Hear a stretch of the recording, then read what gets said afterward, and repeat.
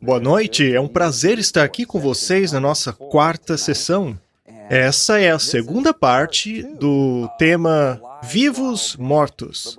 E eu espero que vocês tenham trazido a Bíblia de vocês. Vamos abri-la em Apocalipse capítulo 6. Nós vamos dar uma olhada em alguns versos deste livro. E eu espero que você tenha estado aqui ontem, pois a mensagem de ontem será fundamental para compreendermos a de hoje. Nós daremos uma olhada naquilo que o Paulo chama de mortos em Cristo. Você se lembra o que acontecerá na segunda vinda com os mortos em Cristo? Eles ressuscitarão imortais. E aqueles que não morrerem na ocasião da volta de Cristo se tornarão imortais num piscar de olhos. E tanto os ressuscitados quanto os transformados serão tomados para morar com Cristo nos céus. Ok, muito bem. Mas e em relação àqueles que não estão em Cristo?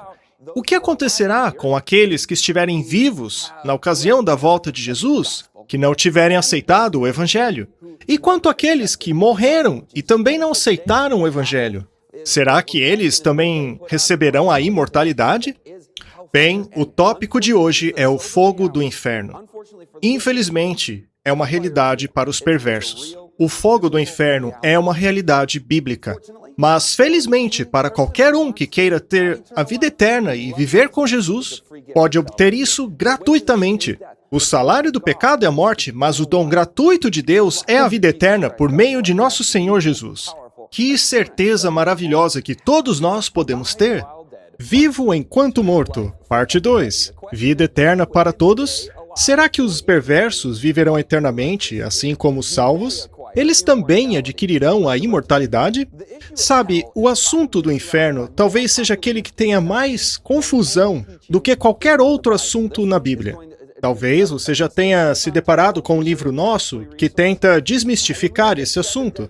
E decidimos colocá-lo nesta série exatamente por isso. Há muita confusão sobre ele dentro do cristianismo.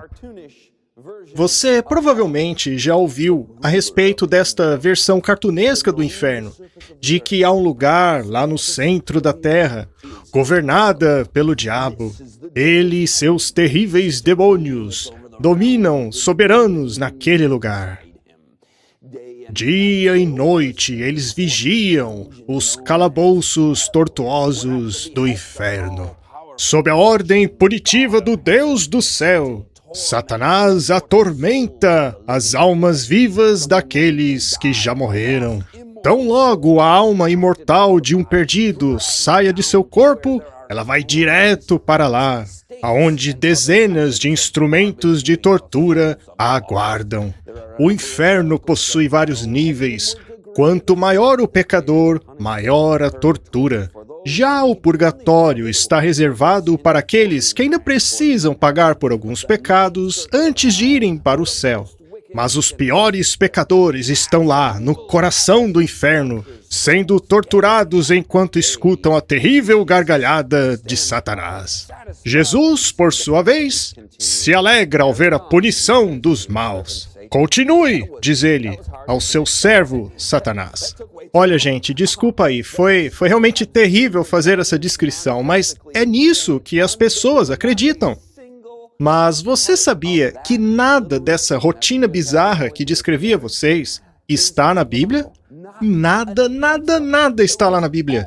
Tudo isso foi inventado. Foi inventado pelo homem e pelo diabo, se você quiser.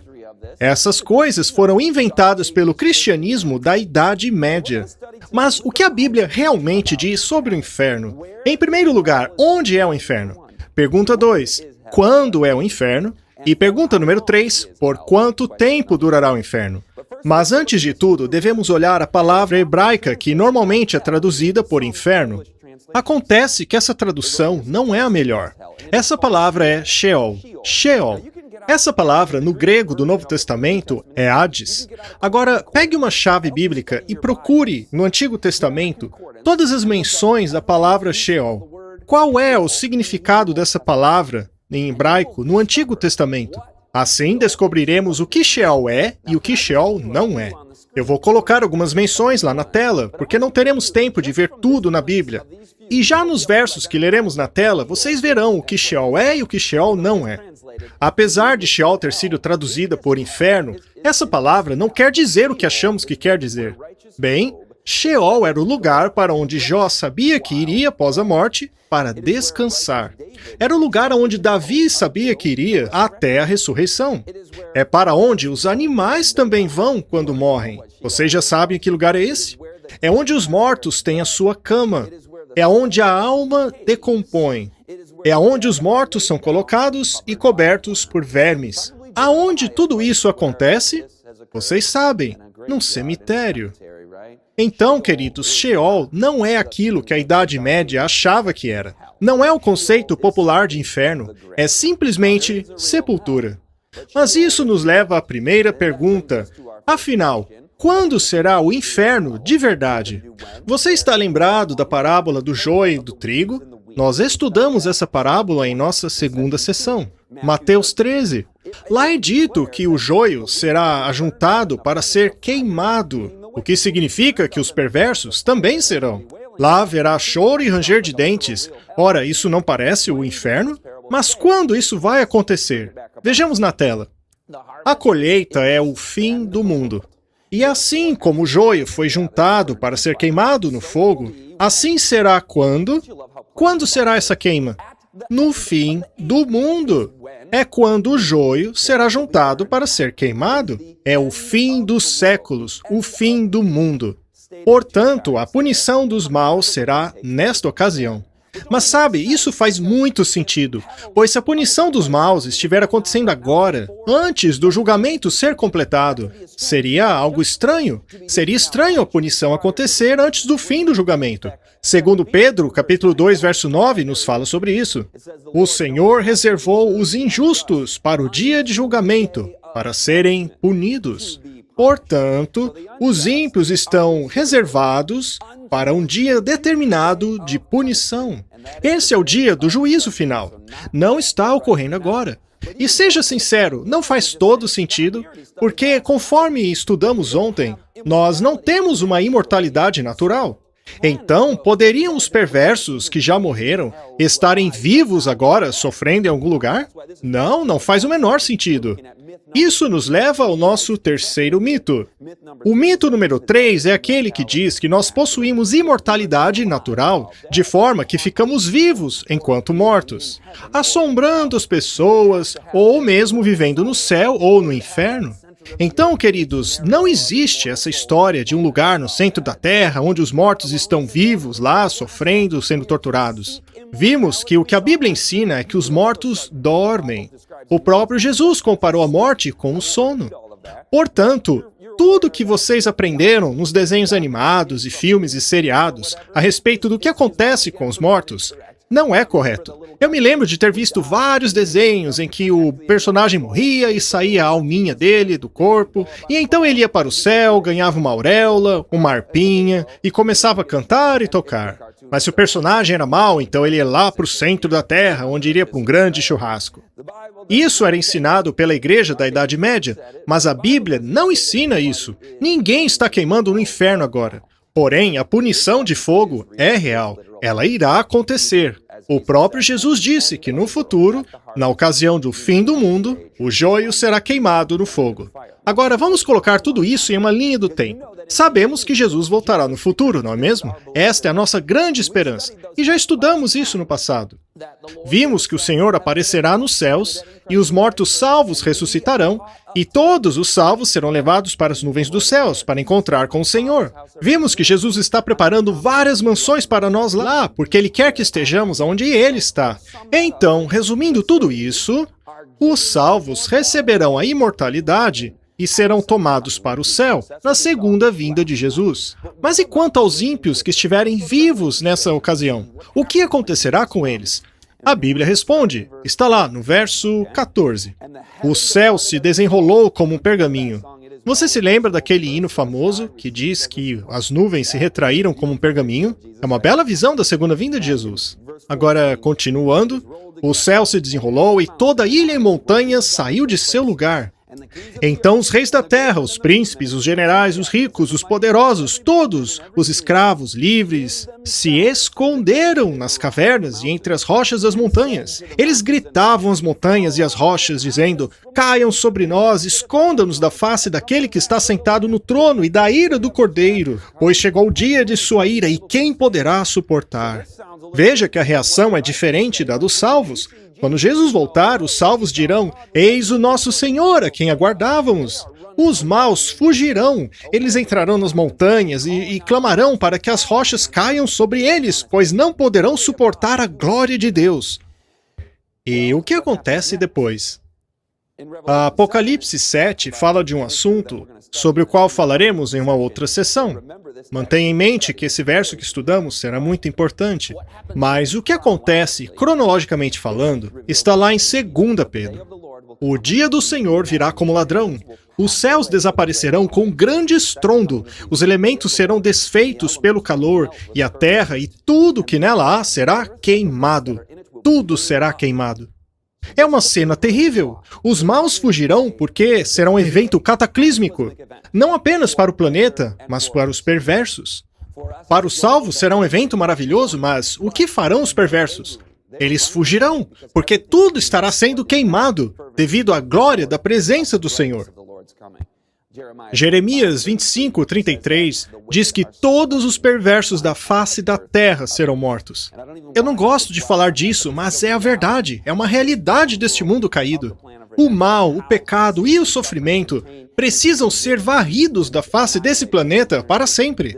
Agora, qual é a atitude de Deus com relação aos que serão mortos? Aqueles que não aceitaram o Evangelho. Está lá no livro de Ezequiel.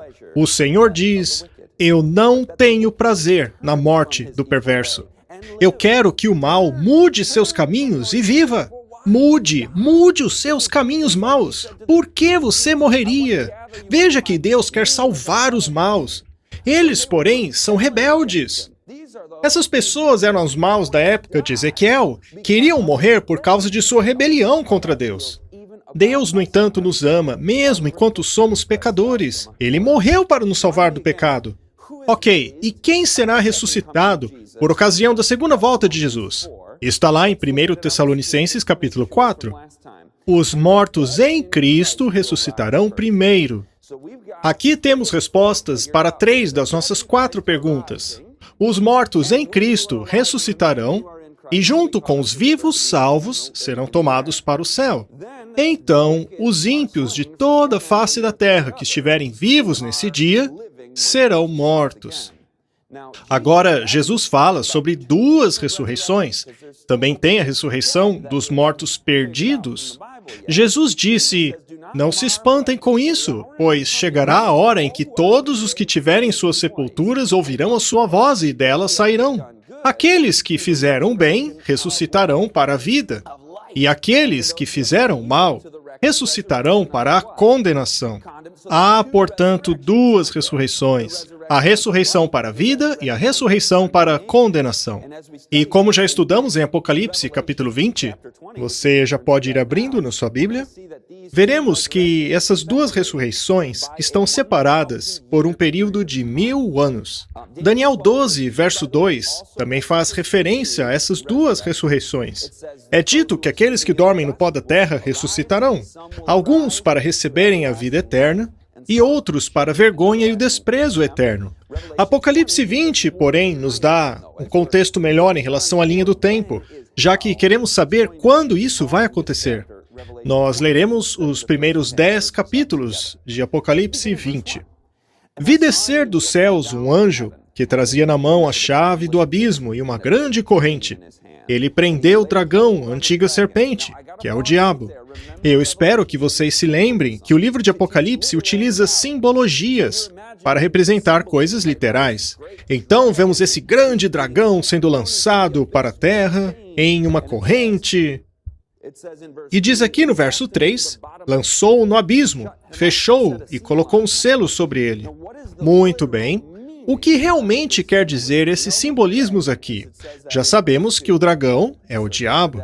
Sabemos que a antiga serpente é Satanás. E o verso 2 diz que ele é preso por 1000 anos. Ele foi lançado no abismo. Agora, ao analisarmos esta palavra no grego, é a palavra abissos, que é a mesma palavra utilizada na versão grega do Antigo Testamento em Gênesis 1, verso 2. Em Gênesis 1, verso 2, a terra é descrita como sendo vazia e sem forma. Vocês se lembram disso, não? No relato da criação. É a mesma palavra. Ou seja, a terra irá mais uma vez ficar vazia e sem forma. E isso é compreensível, uma vez que, segundo Pedro, quando Jesus voltar, a terra será destruída. Leiamos o restante do versículo 3. Vejamos o significado literal disso. Para, assim, impedi-lo de enganar as nações. Qual é o sentido, então, de correntes? Qual é o sentido de abismo? Basta linkar ao fato de que a terra estará vazia e sem forma, e ele não poderá enganar ninguém. Mas por que não? Você vai entender se lermos mais um pouquinho. Ele não poderá enganar as nações até que os 1000 anos sejam completados. Após esse período, ele precisa ser liberado por algum tempo. Então, por 1000 anos, ele estará nesse lugar vazio e sem forma, nesta condição de prisão, em que ele não pode enganar ninguém. Agora, procure imaginar o que ele vai sentir enquanto estiver nessa condição. Tudo o que ele fez por 6.000 anos foi enganar. Ele vive para isso. E agora ele terá um período de 1000 anos para pensar no que fez. Não vai sobrar ninguém para ser enganado. Mas e os santos, aonde estarão neste período? Verso 4. Vi tronos em que se assentaram aqueles a quem havia sido dada autoridade para julgar. Vi as almas dos que foram decapitados por causa do testemunho de Jesus e da palavra de Deus. Eles não tinham adorado a besta nem a sua imagem, e não tinham recebido a sua marca na testa nem nas mãos. Eles ressuscitaram e reinaram com Cristo durante 1000 anos. Você se lembra dessa ressurreição, não? Nós estudamos. Os mortos em Cristo serão ressuscitados quando Jesus voltar. E a partir daí reinaram por 1000 anos com Cristo no céu. Verso 6. Felizes e santos os que participam da primeira ressurreição. A primeira ressurreição é algo bom? Com certeza. Felizes e santos aqueles que participam da primeira ressurreição. Agora leia o verso 5. Mas o restante dos mortos não voltou a viver, até se completarem os 1000 anos. O restante dos mortos, aqueles que não são abençoados e felizes. Olha, não queremos estar nesta ressurreição, ok? Pois veremos o que vai acontecer a eles, conforme estudamos. O que será que acontece com esse grupo que participa da segunda ressurreição? Agora, a pergunta é, quando será esta segunda ressurreição? A ressurreição dos perdidos. A resposta está lá no verso 5. O restante dos mortos não voltou a viver até se completarem os 1000 anos. É por isso que Satanás não pode enganar ninguém. É pelo simples fato de que aqueles que estão com vida, aqueles que ressuscitaram, foram para o céu. Por outro lado, os perversos que estavam vivos quando Jesus voltou, morreram. Os que já estavam mortos, continuaram mortos. Ou seja, Satanás permanecerá aqui por 1000 anos, sem ninguém vivo. Vamos para o verso 7. E quando os 1000 anos terminarem, Satanás será liberado de sua prisão. E o que é a prisão dele? É quando ele não podia enganar ninguém. Mas o verso 8 nos diz que ele será libertado para enganar as nações. Ele não estará mais preso a essa circunstância de não poder enganar as pessoas. Quando os 1000 anos terminarem, ele poderá enganar as pessoas mais uma vez. E quem ele enganará após o final dos 1000 anos? A resposta é clara. Os perversos que terão sido ressuscitados. E a partir do verso 7, após os 1000 anos terem sido completados, ele enganará mais uma vez as pessoas. E vocês sabem quem? Os ímpios ressurretos. Então, no verso 8, os ímpios já foram ressuscitados.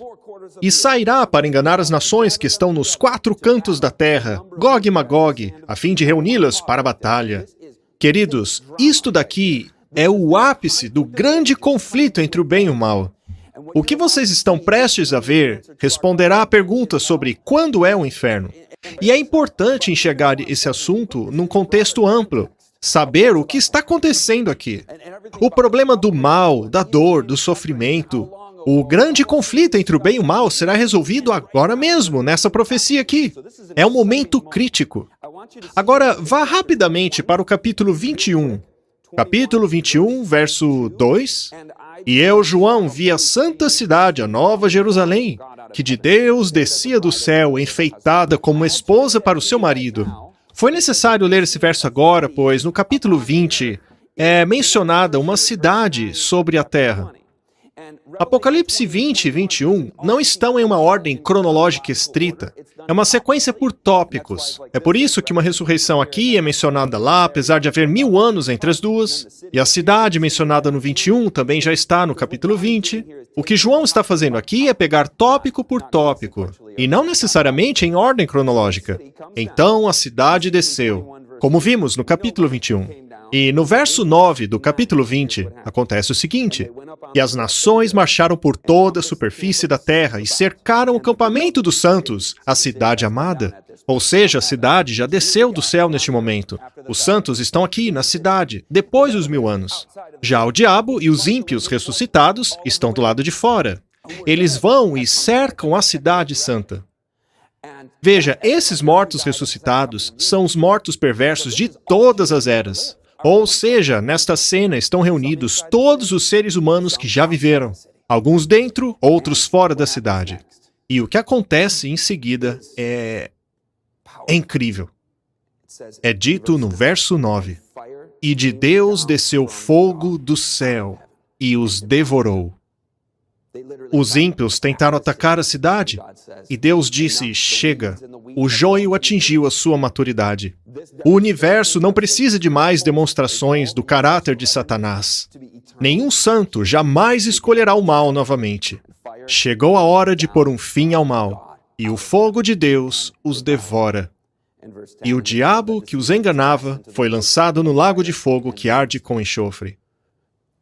Isso é pesado, não? Lembra-se do que disse Pedro? Que céus e terra estão reservados para o dia do juízo? E a perdição para os homens sem Deus? Agora já sabemos o quando e onde. Será no dia do julgamento, no futuro, no fim do mundo. E Pedro nos diz onde acontecerá isso? Será nos céus e na terra. Vimos que eles estarão sobre a superfície da terra.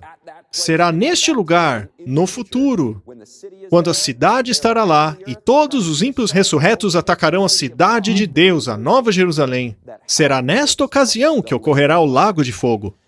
E foram devorados quando o fogo da parte de Deus desceu do céu. A Bíblia não diz que o inferno é lá no centro da terra. A Bíblia nos dá evidências muito claras sobre isso. Então, tudo que nós aprendemos de, sei lá, televisão, seriados, mitologia pagã, até mesmo igrejas cristãs, está errado. A Bíblia nos ensina algo diferente. Agora, será que a Bíblia também diz quanto tempo durará o inferno? Infelizmente, o cristianismo de hoje também não sabe a resposta correta para essa pergunta. A Bíblia é muito clara a respeito desse assunto. Lembra-se de ontem, o quão impressionado ficamos com a clareza bíblica a respeito dos outros assuntos? Como pode o cristianismo estar tão longe da verdade? E é o mesmo caso desse assunto. Mas como a versão errada está muito forte na mente das pessoas, precisamos ir com calma, passo a passo. Bem, já sabemos quando os justos receberão a imortalidade, correto? Não resta dúvida sobre isso. Mas será que existem textos na Bíblia? E se existem, onde estão? Dizendo que os ímpios também recebem a imortalidade? Sabemos que os justos receberão a imortalidade após a volta de Jesus. Mas e os ímpios? Quando eles receberão a imortalidade? Bem, você pode ler a Bíblia de capa a capa, você não vai achar isso. Eu nunca achei. Você pode procurar, mas eu garanto que você não vai achar. Não há nenhum verso sequer na Bíblia dizendo que os ímpios receberão a imortalidade. Na verdade, ela diz o contrário. É dito que aquele que não tem o Filho não tem a vida. É tão claro, até uma pequena criança consegue entender isso. Mais claro e impossível. Aquele que tem o Filho tem a vida. Aquele que não tem o Filho não tem a vida. Portanto, fica claro, os ímpios não receberão a imortalidade. E lembre-se, nós não temos imortalidade natural. Essa foi a primeira mentira de Satanás. E se você parar para pensar, a maior parte do cristianismo ensina que os ímpios são imortais, que eles também vivem para sempre, que a imortalidade é tanto para justos quanto injustos. É por isso que o título desse sermão é Imortalidade para Todos? Enfim, os cristãos ensinam que os ímpios viverão para sempre, imortais nas chamas do inferno. Dizem que os ímpios nunca morrerão nessas chamas. Será que a Bíblia ensina isso? Bem, preparem-se para um monte de textos agora. Vamos começar com as palavras do próprio Jesus. Ele disse, não tenham medo daqueles que podem matar o corpo, mas não podem matar a alma. Antes, tenham medo daquele que é capaz de destruir tanto a alma quanto o corpo no inferno. De acordo com Jesus, a alma do ímpio será destruída no inferno. E se você se lembra da mensagem de ontem, isso faz todo sentido. Pois aprendemos que uma alma é a soma de dois componentes, o corpo e o fôlego. Portanto, todo o ser daquela pessoa pecadora será destruído naquele fogo.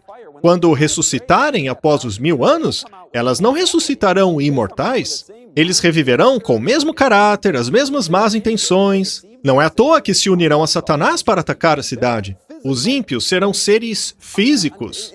Os santos, quando forem levados para o céu, também serão físicos, mas serão imortais. Já os ímpios continuarão mortais. A Bíblia não diz que eles adquiriram a imortalidade. Ou seja, eles não vão para dentro do fogo com corpos imortais, não, mas com corpos mortais. E Jesus disse que eles serão destruídos. Agora, eu quero mostrar um texto para vocês que me deixou impressionado quando eu estudei pela primeira vez. É João 3,16. É o Evangelho em um verso. João 3,16 resume esse assunto de uma maneira muito clara. Ele diz que qualquer um que crer em Jesus não vai o quê? Diz para mim, não vai o quê?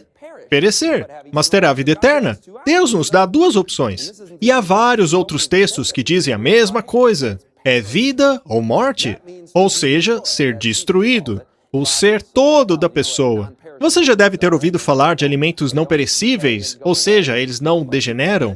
Perecer significa degenerar, ser destruído. Então, não é uma questão de opinião. Não é alguém dizer, eu acho que o inferno tinha que durar tanto tempo, e o outro dizer, eu acho que devia durar tanto. Não, é uma questão de realidade. Pessoas mortais perecem quando o fogo as devora. Ainda mais esse fogo. Todo ser da pessoa será destruído pelo fogo. E há um outro texto que também ensina a mesma coisa. Romanos 6:23. O salário do pecado é a morte. Você vê? Lá não diz que o salário do pecado é viver para sempre no fogo do inferno. Não, o salário é a morte.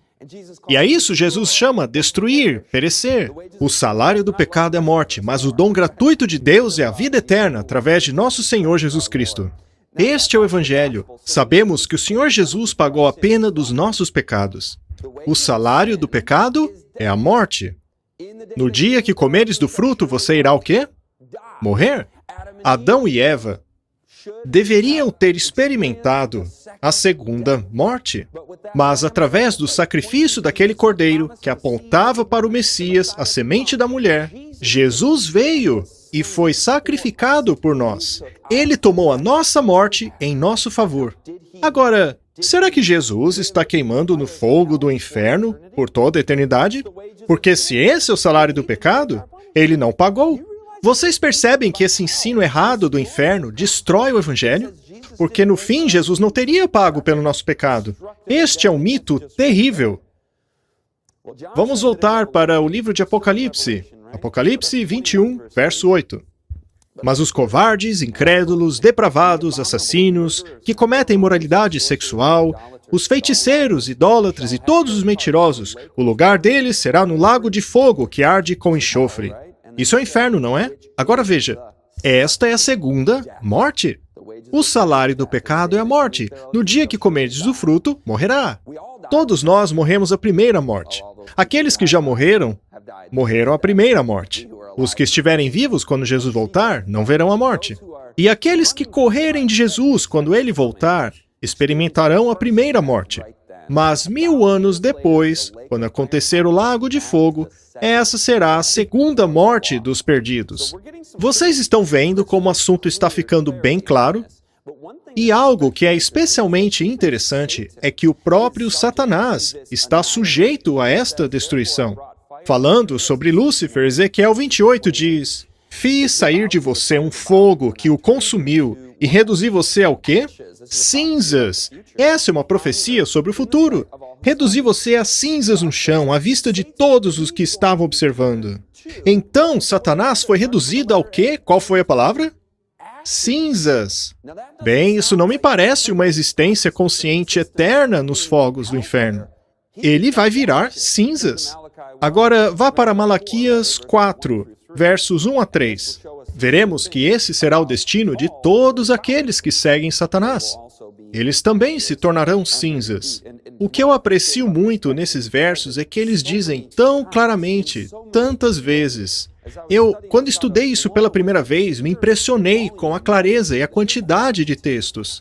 E está tudo lá na Bíblia, a nossa norma. É como se Deus soubesse, e aliás, Ele sabe, é claro, que no futuro haveria todo esse engano em volta desse assunto. Ele sabia que as pessoas seriam enganadas e confundidas a respeito dele. Veja como Deus usa todas as ilustrações, comparações possíveis para deixar isso o mais claro possível. Sinceramente, eu não acho que pode ficar mais claro do que isso. A alma é destruída, há uma segunda morte, nós perecemos. Agora vamos ler aqui em Malaquias. Porque eis que aquele dia vem, ardendo como fornalha. Todos os soberbos e todos os que cometem impiedade serão como quê? Palha. O dia está para vir, que os abrasará, diz o Senhor dos Exércitos, de sorte que não lhes deixará nem raiz, nem ramo. Veja quantas repetições, quantos textos para deixar o assunto claro. Mas para vós, os que temeis o meu nome, nascerá o sol da justiça, e cura trará nas suas asas. E saireis e saltareis como bezerros da estrebaria. E pisareis os ímpios, porque se farão o quê? Cinzas debaixo das plantas de vossos pés. Há um outro texto no Salmo 37. Por um pouco mais de tempo, e os ímpios não mais existirão. Eles perecerão. Os inimigos do Senhor se desvanecerão como fumaça. Desaparecerão como fumaça. Isaías 33. Os pecadores de Sião se assombram. O tremor surpreendeu os hipócritas. Quem dentre nós habitará com o fogo consumidor? Quem dentre nós habitará com as labaredas eternas? Deixa eu lhe fazer uma pergunta antes de concluir esse texto. O que significa habitar? Diz aqui, quem de nós habitará com fogo consumidor? O que significa isso? Há um sinônimo para isso? Viver, não é? Viver, seguir vivendo. Quem de nós viverá com fogo consumidor? Sabe, eu gostaria de fazer essa pergunta para os cristãos. Pessoas na rua, comuns, que mais ou menos entendem da Bíblia. Pergunte a elas, você acredita em inferno e céu? Sim? Tá, agora eu tenho uma pergunta. Segundo a Bíblia, quem é que habita no fogo eterno? Você acha que eles responderiam os perdidos ou os salvos? Todos responderiam os perdidos, é claro. Agora, vamos ver o que a Bíblia diz. Quem habitará no fogo eterno? A resposta é aquele que anda em justiça. As pessoas ficariam surpresas com essa resposta, não? Eu vejo muitas delas ficando confusas. O quê? A Bíblia diz mesmo isso? Mas é isso que ela diz. É o que fala com retidão, que rejeita o ganho da opressão, que não aceita o suborno, que não gosta de derramamento de sangue e fecha os seus olhos para não ver o mal. Agora, um parênteses. Veja como é importante o que vemos e ouvimos. Mas voltando, vejam que são os maus que não aguentarão viver no fogo. Quem será capaz de habitar em meio ao fogo eterno? Os justos. Os justos, mas eles não vão para o inferno. Calma lá, isso aí não é o fogo do inferno. A Bíblia não diz que Deus é um fogo consumidor? Hebreus 12, 29. Quando ele voltar, alguns vão fugir, mas outros receberão a imortalidade e vão morar com ele. Nós habitaremos na presença de Deus. E Deus é um fogo consumidor para o pecado, ou para os pecadores. Para eles, Deus é um fogo consumidor. Os salvos, por outro lado, receberão a imortalidade. a presença de Deus será o nosso lar. Nós moraremos com Ele.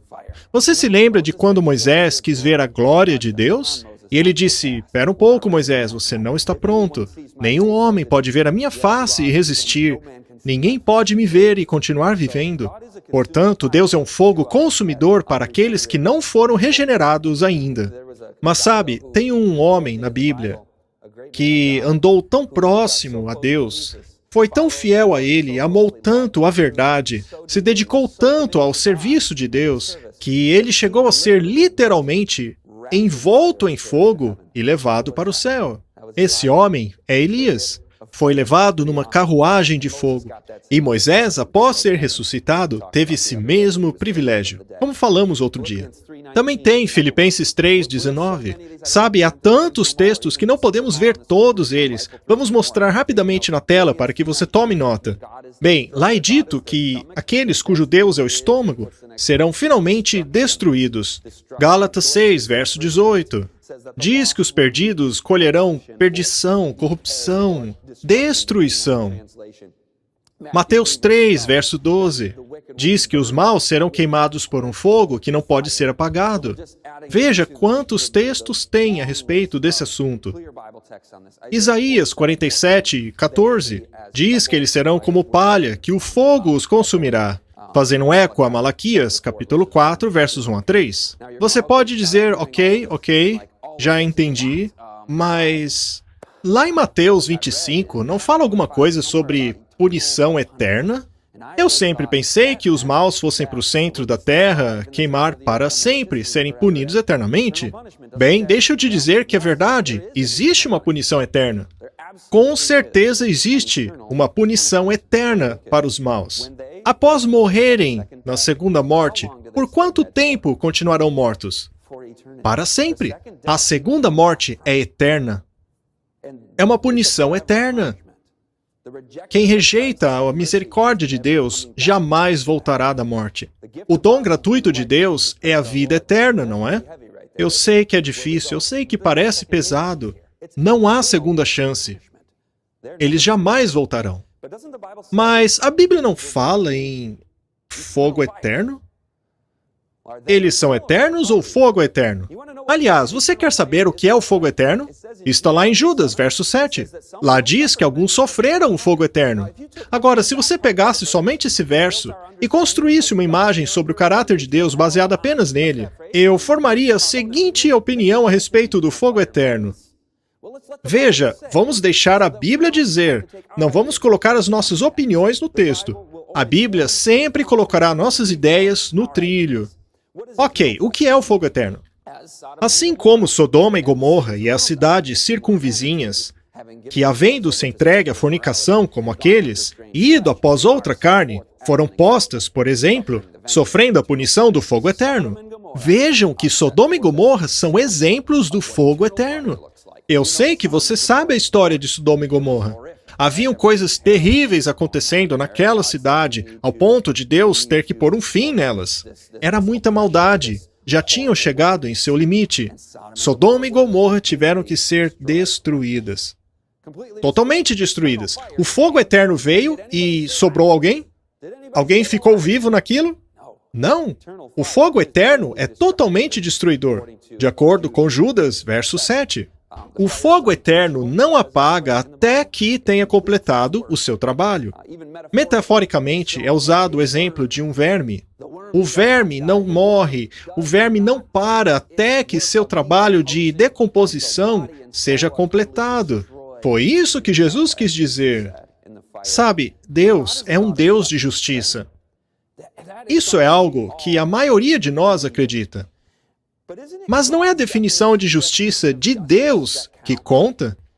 Se eu chego com a minha opinião e falo, olha, eu acho que a justiça tinha que ser assim. Ora, quem sou eu? Eu não sou Deus. Minha opinião é irrelevante. E por séculos, o cristianismo da Idade Média ensinou que a justiça de Deus é torturar bebês por toda a eternidade. Mas que ensinamento diabólico é esse? Esta imagem distorcida de Deus só pode ter vindo de Satanás. Isto não é bíblico. O que a Bíblia de fato ensina é que Deus não quer que ninguém morra, que ninguém pereça. Ele diz aos pecadores: eu não quero que vocês morram. Agora pense comigo, se Deus já fica tão desgostoso com os pecadores morrendo na segunda morte, você por acaso acha que Ele gostaria de manter pessoas queimando para sempre, torturando-as por bilhões e bilhões de anos? É repugnante que cristãos ensinem esse tipo de coisa. É inacreditável. Mas a Bíblia não usa a palavra eternamente? Alguém que leia superficialmente pode achar que a Bíblia se contradiz. Bem, vamos para Apocalipse 20. A Bíblia nunca se contradiz, ela é a palavra de Deus. Nós precisamos ler toda ela, todos os versos que falam do mesmo assunto. Apocalipse 20, verso 10, usa a palavra eternamente. Mas aí temos que pisar no freio e dar uma olhada melhor nisso. O verso 10 diz: e o diabo que os enganava foi lançado no lago de fogo e enxofre, onde está a besta e o falso profeta. E de dia e de noite serão atormentados, para todo sempre. Sabe, esse texto é parecido com aquele que Jesus disse: você estará comigo hoje no paraíso. Quando lemos aquele texto, ficamos confusos. Como assim? Jesus falou que estaria com o ladrão na própria cesta? Como assim? Temos que resolver esse enigma, então. É a mesma coisa aqui. Ao mesmo tempo que a Bíblia tem sido tão clara a respeito da destruição final dos ímpios, como assim, então, eles vão queimar para todo sempre? Bem, vou te dar uma resposta rápida dessa vez. É uma questão tão simples.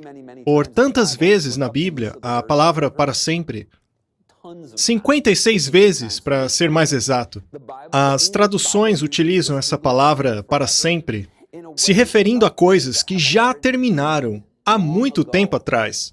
Não é um termo que significa literalmente para sempre, como no português. No hebraico é diferente. A palavra hebraica, traduzida por para sempre, aparece no livro de Jonas. É dito que Jonas ficou na barriga do peixe para sempre, mas sabemos que não foi o caso. No livro de Samuel, a palavra para sempre significa até que ele morra. Êxodo 21, o escravo hebreu deveria servir o seu mestre para sempre ou até que ele morra. Nessa forma, ao lermos em Apocalipse 20, verso 10, veja que não faz sentido, pois no verso 9 diz que o fogo os devorou. Ora, como pode um fogo queimá-los para sempre e, ao mesmo tempo, devorá-los? São conceitos incompatíveis. O termo para sempre, em português, quer dizer para sempre, sem término. É incompatível com o termo devorar. Acontece que a língua original da Bíblia não é o português. Não existe um termo exato em português para o termo grego que aparece aqui. O sentido correto seria: Jonas ficou na barriga do peixe até sair. Seria por todo o período de tempo que Samuel serviria no templo. Se você aceitar uma tradução longa para o termo utilizado na Bíblia, para sempre não é a mais correta. O melhor seria pela duração, pela totalidade do período de tempo em questão. Só que você não encontra esse termo nas traduções, ainda mais porque as pessoas já têm aquela ideia pré-concebida sobre o inferno. Mas, se você analisar o original, do grego e do hebraico, você verá que a Bíblia não se contradiz. Graças a Deus por isso. É uma palavra que simplesmente significa pela duração de um certo período de tempo, pela totalidade do período em questão. Ou até que ele morra, como vimos. É por isso que o fogo pode queimar por essa totalidade de tempo até serem devorados. Mas eu não sei a duração desse tempo, eu não vou dar minha opinião sobre isso. O que devemos fazer é confiar em Deus, pois Ele é justo. A Bíblia chama esse ato de o ato estranho de Deus, pois sua natureza não é destruidora. Vocês se lembram da parábola do rico e do Lázaro? Bem, essa parábola é uma outra passagem bíblica que costuma consternar as pessoas, pois se ela for verdadeira, se ela for literal, ela contradiz o restante da Bíblia. Bem, para começar, essa parábola descreve duas pessoas vivas que já morreram. Isso já é um problema. Talvez ontem à noite você tenha pensado sobre essa parábola, não? Mas a parábola fala de duas pessoas que estão vivas, só que já morreram. Isso não faz sentido com todos os textos que vimos ontem à noite. Bem, se essa parábola não for apenas uma metáfora, como é no caso dos exemplos que demos ontem, das almas debaixo no altar, do sangue clamando pela terra, se essa parábola for literal, aí sim é uma contradição. Mas se essa parábola fosse literal, se for literal este conceito de o rico e o Lázaro continuarem vivos mesmo depois da morte, eu realmente queria entender quem acredita nessa descrição do pós-vida. Ela é muito estranha. Vocês já leram? Nós não podemos ler aqui porque o tempo é muito curto. Eu sempre me meto em rascada com o tempo, é uma tristeza. Mas vamos lá. O anjo vem e pega os dois homens depois da morte e leva para esse lugar. E é estranho que, apesar de terem deixado seus corpos mortos, um deles ainda tem língua. E aquele que foi salvo é colocado no peito de Abraão, no seio de Abraão. E aquele que se perdeu está do outro lado de um abismo. Acontece que os dois ficam conversando. Eu nunca ouvi essa descrição em um funeral, hein? A verdade é que ninguém ensina essa versão do pós-vida. Muitos ensinam que você continua vivo depois da morte, mas o jeito que é descrito aqui é diferente do que o que a maioria acredita por aí. A verdade é que essa história é uma alegoria. É simples assim. É uma parábola que nos ensina uma lição moral. A sua intenção não é fazer uma descrição do pós-vida. Se isso fosse literal, realmente a Bíblia teria contradição, e todos que amam a Bíblia teriam um grande problema nas mãos. Em Juízes, capítulo 9, faz uso de alegorias, de ilustrações fictícias, cujo objetivo é ensinar uma lição literal. Na parábola de Juízes 9, as árvores pedem ao espinheiro que fosse rei sobre elas. Ora, todos sabemos que árvores não falam. Ninguém lê essa parábola e acha que a Bíblia quer dizer isso?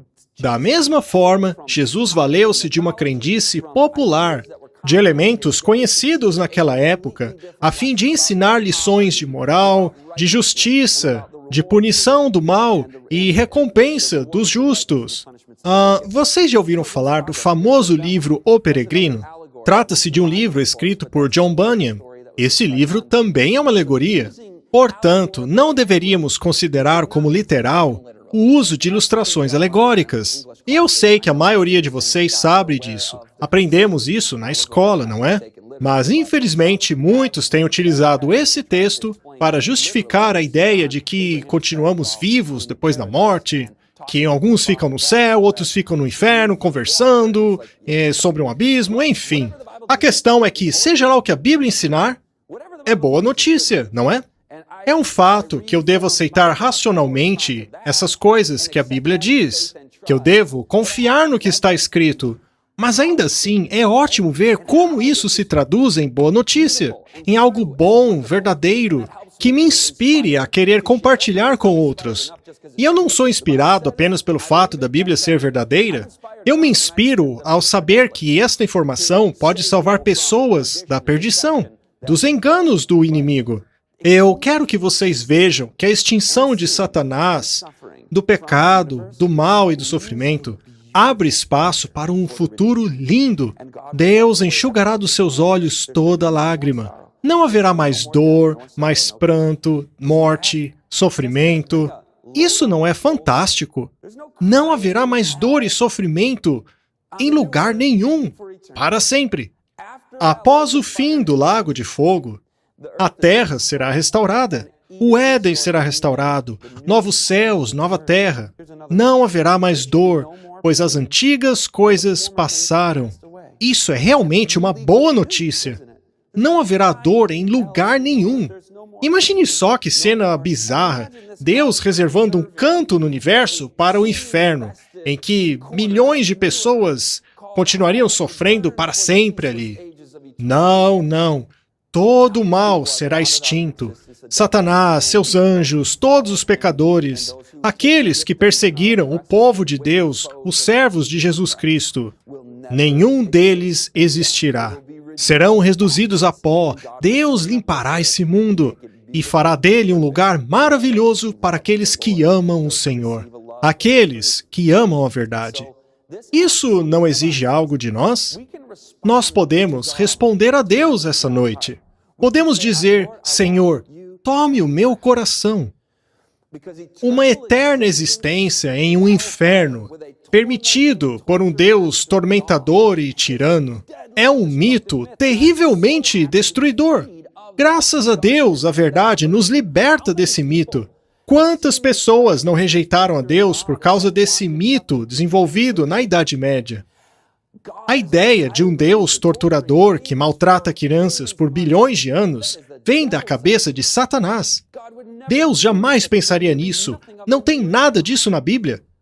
Quantas pessoas não tentaram ser cristãs, servir a Deus conscientemente e se depararam com essa pedra de tropeço inventada por Satanás e tiveram seu relacionamento com Jesus prejudicado por causa disso? Só que Deus não é isso. Queremos nos aprofundar em nosso relacionamento com Jesus. O nosso Deus é confiável, o seu caráter é maravilhoso, ele é bom e verdadeiro. É esse caráter que nos atrai a Deus. Quando aprendemos a verdade sobre esse assunto, nós dizemos graças a Deus. Antes de saber essa verdade, eu sempre sonhei que ela fosse a verdade. Graças a Deus, podemos jogar para longe essa mentira inventada pelo diabo. Vamos contemplar o verdadeiro Deus e sermos transformados por Ele. Vocês já sabem, pelo contemplar somos transformados. Ao olharmos para as coisas do mundo e a degradação causada pelo pecado, isso começa a mexer na nossa cabeça. E da mesma forma, ao contemplarmos a imagem verdadeira de Deus, a imagem do amor, de um Deus que quer acabar com o sofrimento, cujo coração quer salvar até mesmo os rebeldes, dizendo, por que morrer? Venham a mim e vivam. Isso me atrai a Ele. Romanos 2, verso 4 diz que é a bondade de Deus que nos leva ao arrependimento. Isso não é cristianismo barato. É uma entrega completa do coração. Uma vez que Ele é tão bom e fez tanto por mim, e já provou tantas, mas tantas vezes na Bíblia, ser um Deus a quem eu quero conhecer mais e mais. E eu vejo o meu próprio pecado em contraste com esse Deus. E eu digo, Senhor, me perdoe, porque eu não sou digno de Ti. Não sou digno que me chames de seu filho. Eu tenho sido rebelde, assim como o filho pródigo. Bem, mas o filho pródigo voltou ao pai com essas palavras de arrependimento.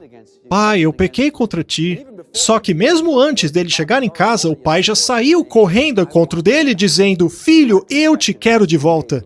Mas o nosso arrependimento deve ser verdadeiro, já que a bondade de Deus nos leva a esse tipo de arrependimento. E quando nos entregarmos a Ele e o observarmos, seremos transformados progressivamente à imagem dele de glória em glória. Ao o vermos como Ele realmente é, seremos transformados à sua imagem. Deus quer que o amemos de todo o coração, de toda a força. Você se entregaria a Ele essa noite? Está disposto a entregar a sua vida a Ele? Senhor Jesus, nós te amamos. Queremos entregar as nossas vidas a Ti. Não queremos fazer reserva nenhuma, pois o Senhor não fez reserva nenhuma para nos salvar. Queremos amar a Deus de todo o coração, mente e força. Em nome de Jesus, amém.